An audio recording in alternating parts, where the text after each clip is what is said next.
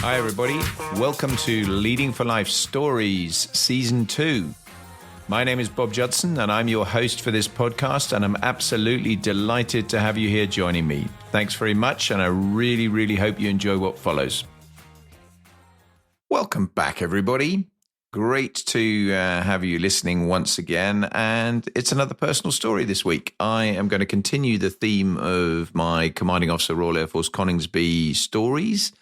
And this week, I wanted to talk about one of the events that was really special during my time, and that was leading the flypast in tribute of Her Majesty the Queen, the late Queen, obviously Queen Elizabeth II's birthday flypast, and it was her 80th birthday in 2006.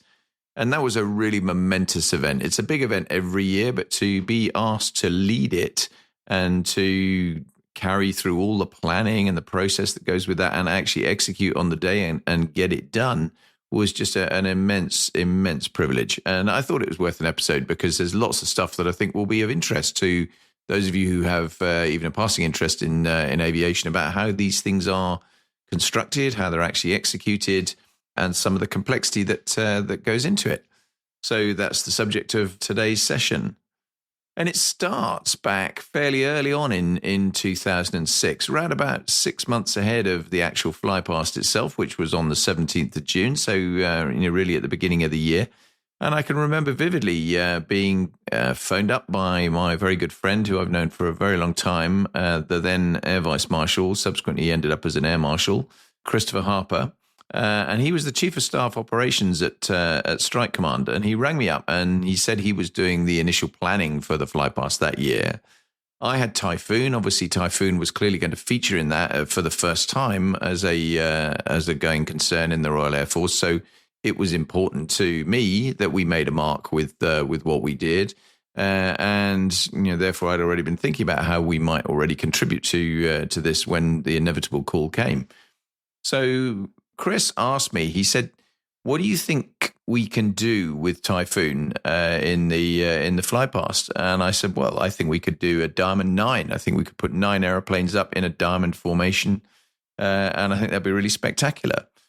And so that was the kind of initial start point for where we were going to go. Where we were going to go in the formation at that point was not really determined, and that all came a little bit later on. But the interesting thing was, there was then a subsequent conversation that obviously went on that I wasn't privy to in Strike Command between the various elements, which included number 1 group, where my Air Officer Commanding had a slightly different view to me. He thought we were being too aggressive by saying we were going to do 9 Typhoons because it was still quite new. He was worried a little bit about serviceability and availability on the day, and that we could not fail. We had to get, if we said we were going to do 9, we absolutely needed to get 9 up. And that for him felt like too big a risk. So what he wanted to do was change that and have 4 Typhoons as a formation. And then we actually put another couple a little bit further down in the formation as well. And I'll come to that formation constitution in a little while. I have to say that was a decision that enormously frustrated me, because I felt that it was something we could definitely achieve to get 9 up. And I was basically not happy that this was being pushed down to 4. But at the same time, it wasn't my call. So I said, okay, fine. We'll go with whatever the big boss wants, and he wants 4. So that's what we'll do. It then transpired a bit later on that I was actually asked to lead this. I was going to be the overall leader, which was a source of immense pride to me that I would be given that opportunity. And so we started doing all the planning to work it through and look at how the formation was going to be put together, what the constitution was going to be, because that varies from year to year, which types of airplane we were going to include, et cetera, et cetera. And the routing is fairly standard, so that wasn't something that was necessarily going to require a huge amount of flexibility. But the size of the thing did matter. It was the Queen's 80th birthday. It was therefore a very significant moment in her life, and we wanted to mark it as such. So the planning was for 49 aircraft, which at that stage was one of the biggest flypasts the RAF had put on for some considerable period of time. There have been bigger ones in the past, and actually since then there have also been bigger ones, not least to mark the RAF's 100th anniversary, etc. But it's a big flypast when you put together 49 aircraft. It was going to be 24 miles long nearly when you put it end to end. And the way these things work is it needs a lot of coordination both in the air and on the ground to make it safe, to make it successful, and to ensure that everything arrives over the target, in this case, Buckingham Palace, at the right time, in the right place, on the right track, so everyone can see it and it all looks wonderful. The basic gist of the Queen's Birthday Flypast, which is an annual event, is it takes place on the Queen's official birthday, Troop in the Colour Day, and that's now obviously been replaced by the King's Birthday Parade, as it now is for King Charles. And the army troop their colour on Horse Guards Parade, and that rotates between the various household division units as to which one is actually putting its colour on the parade. It's a big, colourful ceremonial parade that takes place on the ground. And after that, the RAF always does a flypast. And that flypast takes place flying down the Mall, the big road that leads down to Buckingham Palace, and over the top of Buckingham Palace at precisely 1 o'clock local on the day of the event. So timing and physical location is a really important feature of it. The aircraft go overhead at 1,500 feet. So that's basically because it's right over London. There's obviously huge amounts of restrictions flying over London. There are restrictions in terms of the numbers and type of aircraft that can fly. So single engine aircraft are particularly problematic. Because obviously we want to minimize the risk of anything losing an engine and subsequently having a drama while it's flying around over the capital. Anything with one engine requires a special waiver. So that applies particularly to the Battle of Britain Memorial Flight and also to the Red Arrows, both of whom need special permission that's granted to allow them to fly.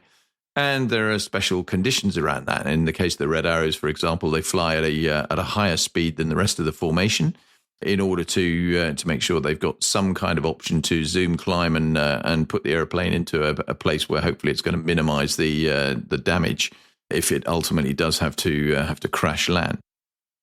And so all of that's a feature of the planning process. What's the end result? The end result is that the royal family, with the Queen on this particular day, the King now on the balcony, with most of the immediate royal family there to watch, and a huge crowd of just normal people on the Mall and around in the surrounds watching the flypast. So it's a very, very public event, which we have to get right. And to get the royal family out on the balcony at the right time is also a precisely coordinated event to make sure that they're not, having got back from the parade, they're not spending too much time inside. And actually, we fly over the top and they're still not on the balcony would clearly be embarrassing. And so the Chief of Staff Operations, Chris Harper in this case, was actually in the room making sure that the nod was given at the right time for Her Majesty the Queen to move out with the family out onto the balcony to be there to watch the flypast. So all of that was the London end of it. This is the end result of getting over the top. It has some knock-on into other things, though. The Heathrow impact, London Heathrow, obviously just to the west of London. We're flying in a huge formation with 49 aircraft and obviously of considerable length and with varying speeds, right in the approach path or the takeoff path, depending on which runway is in use at Heathrow. And therefore, that has a significant impact. And essentially, we shut the airport for a period of time where they can't have any movements while we're coming in to do our flypast and then to turn off target and go out up to the northwest.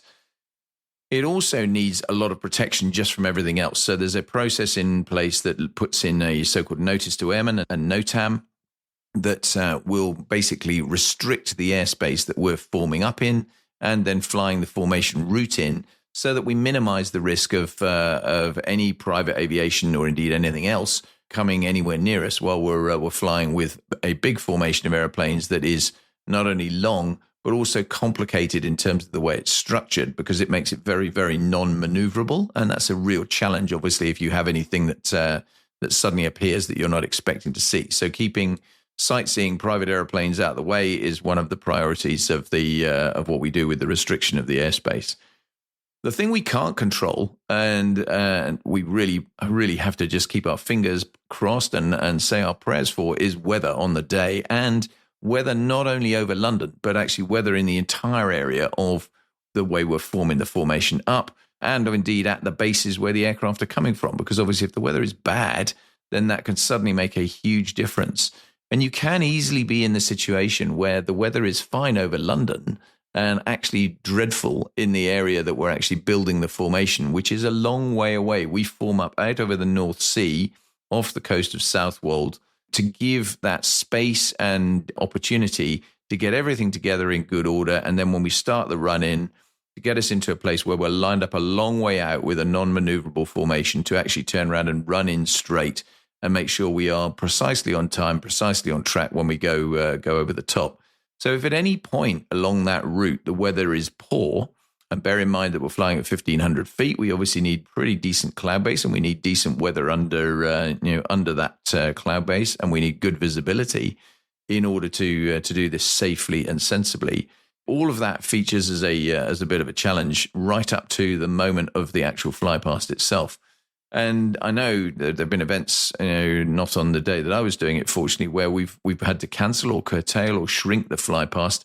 And often that attracts a bit of criticism where people turn around and will say, actually, why didn't we surely we can do better than that. Modern technology means we can do this, that, and the other with the airplanes, etc.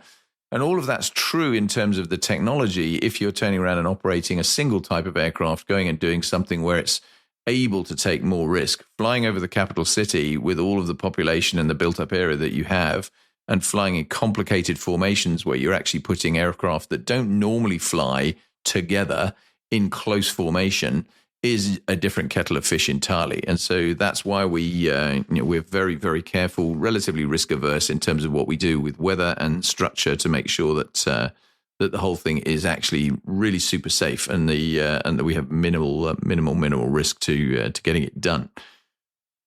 What did we have on the day when we actually were going to put this together? We had a Lancaster at the front and 2 Spitfires and 2 Hurricanes from the Battle of Britain Memorial flight. Now, these are slow aeroplanes. They're not as quick as jets, obviously, and therefore everything has to be coordinated so that when they go over the top of the palace, that actually the faster formation coming in behind them is effectively compressing down on them all the way in so that we're actually arriving over the top of the target with a perfect separation time between the BBMF, the Battle of Britain Memorial flight, flying over the top, and then only a few seconds later, the first of the fast jet formations coming in behind it. And then off target, because we're obviously catching them up at a very fast rate, over 100 knots of overtake, well over 100 knots of overtake in terms of normal operating, you need to separate quite quickly. So we have different routing into and off the target in order to make sure that that stays safe. And the BBMF essentially roll out in the front of the formation just at the right place to turn around and run down the MAL, be on time, and then turn off on a slightly different heading to the way the rest of the formation turns off. So you actually keep it as safe as you possibly can to avoid that. It's an even bigger problem if you have helicopters in the formation. We didn't have those this year, so we started with the Battle of Britain Memorial flight. But that's the slow bit at the front. And then we had 4 Typhoons, of which I was in the front Typhoon, more of which in a minute, followed by a C-17 Globemaster, a big transport aeroplane. Then we had a TriStar, another big transport aeroplane with on its wing 2 Typhoons and 2 Jaguars. So 1 Typhoon and a Jaguar on one side and another Typhoon and another Jaguar on the other side. Then we had a Nimrod and on its wing 2 Tornadoes either side, 4 Tornadoes total. And then we had an E3D Sentry, an airborne early warning aircraft, and 4 Tornado F3s, the air defense variant of the Tornado, 2 on each wing of that E3. And then we had a VC-10 tanker transport, so the one we used to air-to-air refuel off a lot, which had 4 Jaguars on its wing, so 2 either side. And behind that, we had 9 Tornadoes in a Diamond 9 formation, so in a very pretty diamond. And then behind that, at the back of the formation, we had the Red Arrows, and behind them, a Canberra PR-9. That was really the sign-off to the Canberra PR-9. It was its last flypast.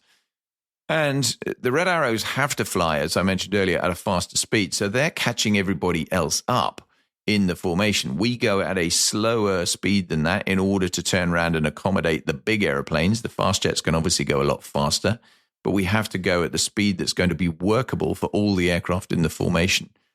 So essentially that means you've got slow at the front, medium speed, sort of 280 knots in the middle, and then the fast aircraft coming up behind, the red arrows coming in at 360 knots on the run in behind. So obviously, again, they have a different route off target to make sure that they stay safe and clear of everything else. And then you have to disassemble this thing as well as build it. And that's another challenge that I'll come back to in just a second. So the bottom line with this, it's a big undertaking. This is non-trivial. It requires a lot of planning and a lot of on-the-day coordination, and it requires everybody to do their part in that planning and coordination to the absolute best of their ability. And so it needs to be looked at in that light, really, where it has to be taken pretty seriously. It's not just a jump in the airplane, go flying and do a fly past. That's definitely not the case with one of these things. So a few interesting dynamics. I mentioned that obviously we'd already collapsed from 9 Typhoons to 4 Typhoons. And I was a bit frustrated about that. But we're going to have a formation of 4 Typhoons in what we call a box 4 formation. So one close formation at the very front. Although the Battle of Britain Memorial Flight was ahead of us in the actual formation, I was the overall formation leader for the entire package, coordinated everything, did the big briefing on the run up to it, and led it on the day. And so that was my privilege to have. I had expected to lead that in a Typhoon, single-seat Typhoon, and flying myself and running that effectively completely from the front. Although, once again, my boss had other ideas. He turned around and said, no, I don't want you to do that. I want you to be, if you're the overall mission lead for the formation, I want you to sit in the back of a 2-seat airplane as captain of the airplane, but nonetheless with a pilot in the front flying the aircraft so you can concentrate just on leading the formation itself. He dropped this on me very close to the actual delivery day of the practice and then the main fly past. And I was enormously frustrated. I had not expected that to happen. I was fully expecting that I was going to be kind of fully in the lead, flying my own airplane, doing all that I was expected to do. And I was not happy at all about that. But the interesting thing is, I think from a leadership dynamic, this was one occasion where my boss definitely got it right. He could see that probably the most sensible thing to do was to make sure it minimized the stress on me on the day of having to be in the right place with my own airplane, leading my own formation and flying that, as well as coordinating everything that was going on behind me and in front of me for the rest of the mission elements. So that was absolutely the right call. At the time, I thought about it and I was, as I say, very cross. But then when I look back at it with hindsight, he was absolutely right. And when I think about the way we run operations and even on big exercises where you run and fly big packages of airplanes, then that was absolutely what we would ordinarily do. You would never normally lead your own formation if you were the overall package leader. You would be sitting there somewhere where it was a lower stress environment. You're just flying as a wingman, and obviously someone else is taking on the responsibility of leading that formation element, leaving you to focus on the bigger picture outside. And that was exactly what we ended up doing on this particular day. The number of Typhoons, though, I'll come back to in a minute, because that was quite entertaining in terms of my approach. I was still a little frustrated that we could have done a bit more and thought about that as we were actually building the overall plan. So I had to lead from the back seat. We agreed then that Wing Commander Lowell Bennett, who was the commanding officer of number 3 Squadron, one of the units at RAF Coningsby, the first operational squadron that we had in place, he was going to be in the front with me, and I was therefore sitting in his back seat, but as captain of the airplane on the and an overall formation leader on the day.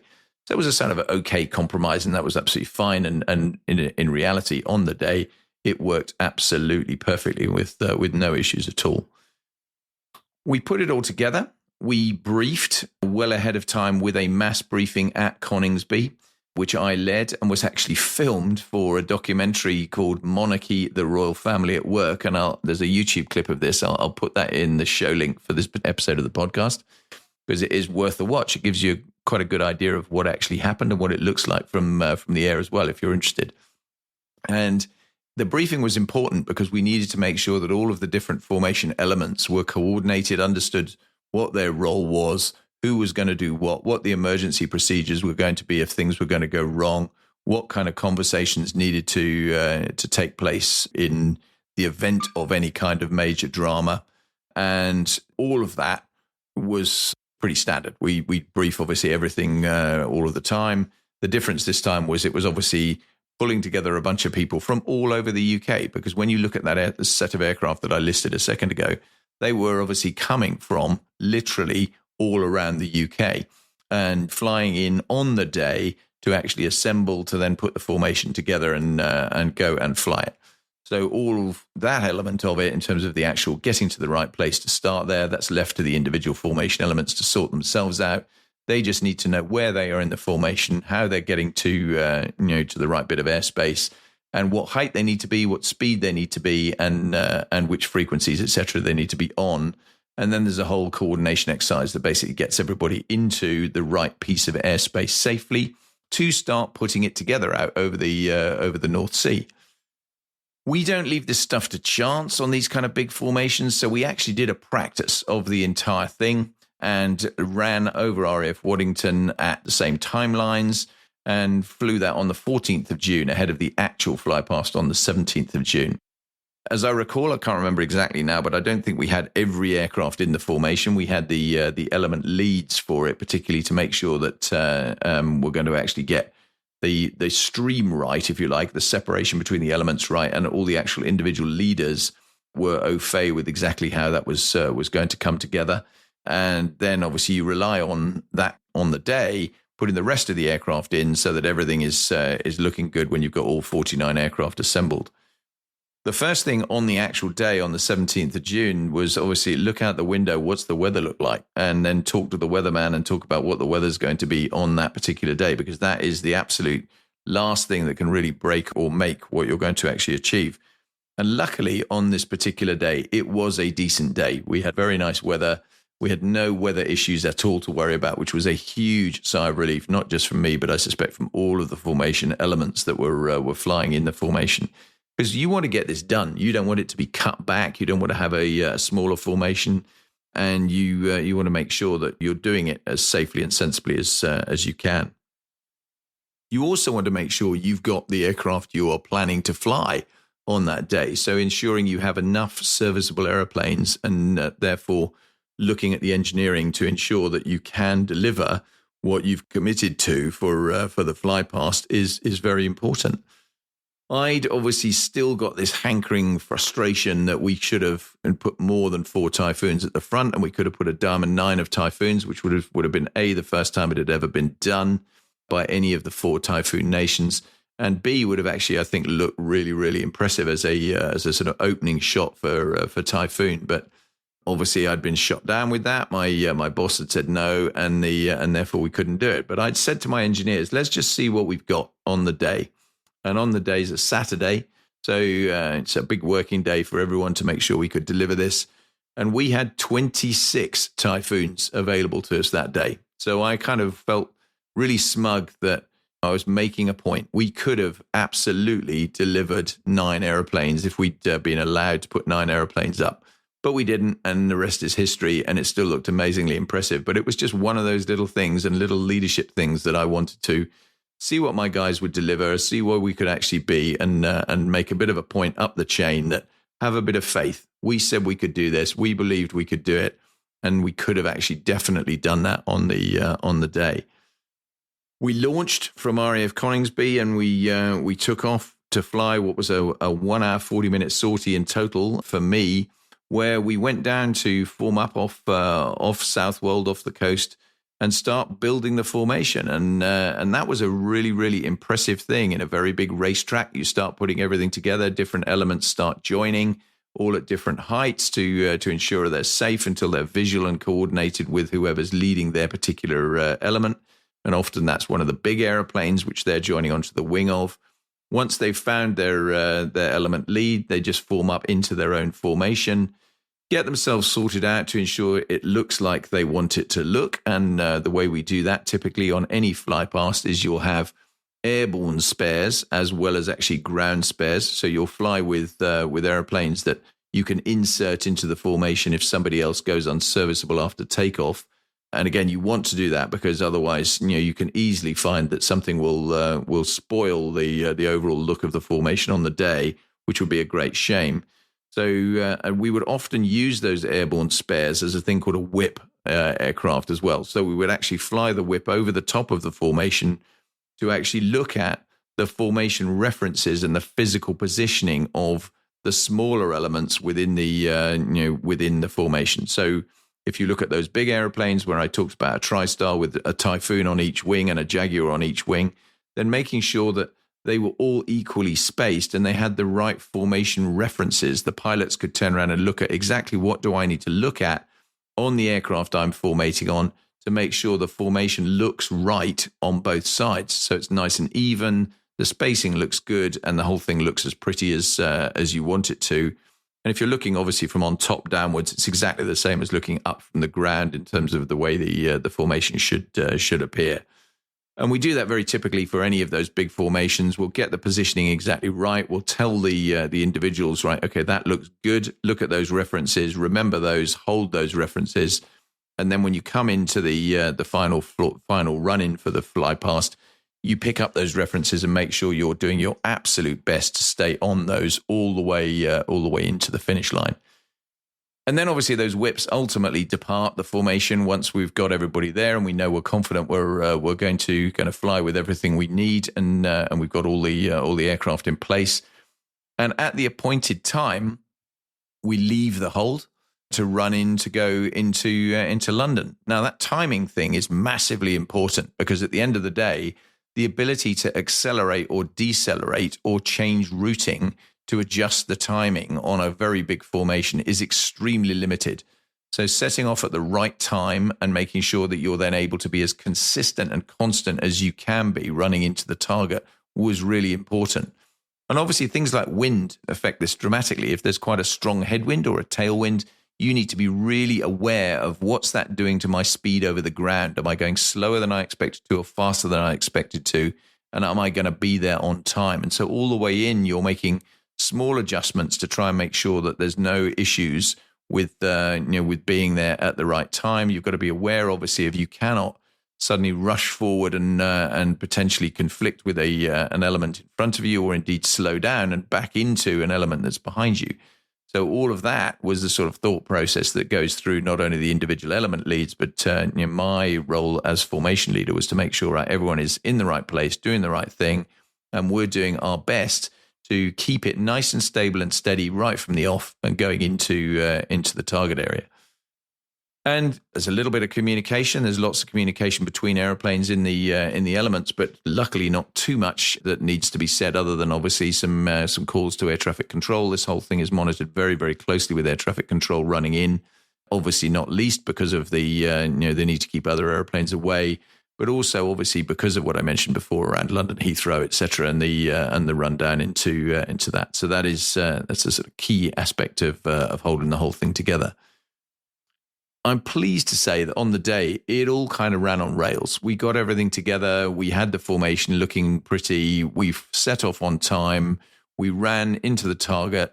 And then you get this amazing sensation as you actually do a fly past like this. When you start coming in over London, you know that behind you, you've got all these other aeroplanes. In front of you, obviously, eventually the BBMF roll out in front of us, and we could see them as we're closing in down the Mall, and you could see you're catching them up quickly, but you know that you're in the right place, and it's all going to work beautifully.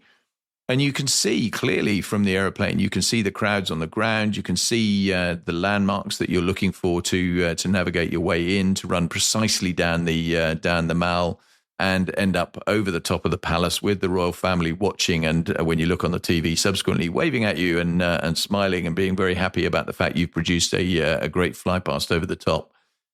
The Red Arrows get the biggest cheer. That's always the case. They put their smoke on, and obviously always everybody loves what they do. But the whole thing was a real triumph from the Air Force point of view. We did our bit on the day. We deconflicted off target properly. We had the different headings for the different parts of the formation. Obviously, the BBMF, that's quite straightforward. They've got quite a small formation. They fly all the time anyway, so it's easy for them to then head back to Coningsby and do their thing. We had the biggest bulk of the formation that was there with all of the aeroplane elements that we had to slowly take apart in a coordinated way so that, again, you don't suddenly start conflicting with each other as you separate the formation out and start heading back to your respective bases. All the time, obviously, keeping a good eye on fuel and all the rest of the things you need to do in terms of making sure that you're going to do this as safely and appropriately as you need to. That, again, worked like clockwork. No issues whatsoever. The red arrows turned out from the back and they disappeared off because they were going quicker than everyone else. We took the rest of the formation apart by about High Wycombe to the one northwest of London, so more or less overhead the headquarters of the Royal Air Force. And then everyone went back to their own base, and we all patted each other on the back and were very happy with the end result. I was spectacularly chuffed to get a mention in the paper for as the formation leader for the day, but also then a letter from the palace, which was from Her Majesty the Queen's private secretary, signed on her behalf to thank and congratulate me for leading the formation, and I still obviously treasure that. That was a very special thing to receive on what was an incredibly special day, and I hope I've set the scene a little bit for what kind of an event that is and how you put it together. And when you next watch one of those big flypasts, it will hopefully give you a perspective that is slightly different to the one that you might have about how it works just day to day and just thinking you just put these airplanes up and go and fly it, because it's not quite like that. There's an awful lot of work and an awful lot of planning and an awful lot of stuff on the day that has to go right in order to make it work and to keep everyone as happy as they want to be looking at the end result from the formation. That's it for this week. I hope you've enjoyed it. I will doubtless speak to you again very soon, but thanks for listening as ever. Really appreciate your time. Bye now.